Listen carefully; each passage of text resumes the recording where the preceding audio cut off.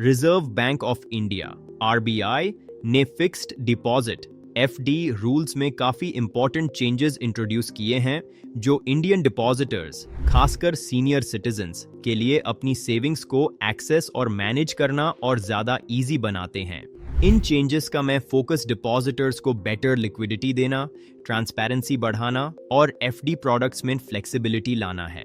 सबसे impactful change premature withdrawal rule है। पहले बैंक्स लार्ज अमाउंट के एफडीज पर प्रीमेच्योर विथड्रॉवल ऑप्शन देना जरूरी नहीं समझते थे, जिस वजह से डिपॉजिटर्स मैच्योरिटी से पहले अपना पैसा एक्सेस नहीं कर पाते थे या फिर हैवी पेनल्टी और इंटरेस्ट लॉस फेस करना पड़ता था। अब आरबीआई ने इंडिविजुअल टर्म डिपॉजिट्स के लिए मैंडेटोरी प्रीमेच्योर विथड्रॉल थ्रेशोल्ड को 15 लाख से बढ़ाकर 1 करोड़ कर दिया है, जिसमें एनआरई और एनआरओ अकाउंट्स भी शामिल हैं। इसका मतलब ये है कि 1 करोड़ तक का कोई भी इंडिविजुअल एफडी अब प्रीमेच्योर विथड्रॉवल अलाउ करेगा। सीनियर सिटीजन्स के लिए ये एक बड़ी रिलीफ है, क्योंकि इमरजेंसीज के टाइम उन्हें पूरी मैच्योरिटी का वेट नहीं करना पड़ेगा। डिपॉजिट साइज से अलग नए गाइडलाइंस के हिसाब से डिपॉजिटर्स पहले 3 महीने के अंदर अपने प्रिंसिपल का एक हिस्सा प्रीमैच्योरली विथड्रॉ कर सकते हैं। मैक्सिमम 50% या 5 लाख जो भी कम हो। इस विथड्रॉन अमाउंट पर इंटरेस्ट नहीं मिलेगा, लेकिन बाकी अमाउंट पर अग्रीड इंटरेस्ट मिलता रहेगा।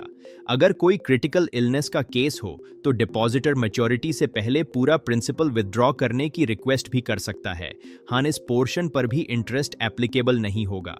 सीनियर सिटीजन्स के लिए ये चेंजेस काफी ज्यादा फाइनेंशियल फ्लेक्सिबिलिटी लाते हैं।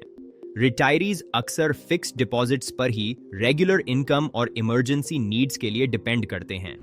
पार्शियल विथड्रॉवल्स और प्रीमेच्योर क्लोजर का ऑप्शन उन्हें मेडिकल एक्सपेंसेस या सडन कैश फ्लो इश्यूज को मैनेज करने में मदद करता है, बिना पूरा एफडी तोड़कर ज्यादा इंटरेस्ट लॉस किए।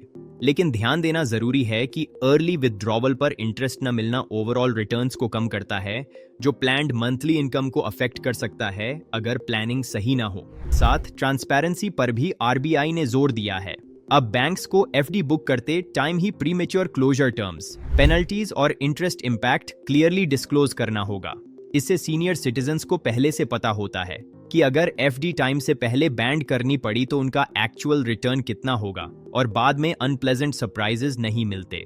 हाँ, आरबीआई ने डायरेक्टली इंटरेस्ट रेट्स सेट करने के रूल्स में चेंज नहीं किया है, लेकिन ओवरऑल एफडी रेट्स में गिरावट, जो मॉनेटरी पॉलिसी और बैंकिंग रेट एडजस्टमेंट्स की वजह से हो रही है, सीनियर सिटीजन्स के लिए कंसर्न का टॉपिक है। काफी बैंक्स ने आरबीआई पॉलिसी के रिस्पॉन्स में एफडी रेट्स रिड्यूस किए हैं, जिससे जनरल और सीनियर सिटीजन दोनों के रिटर्न्स पर प्रेशर आया है।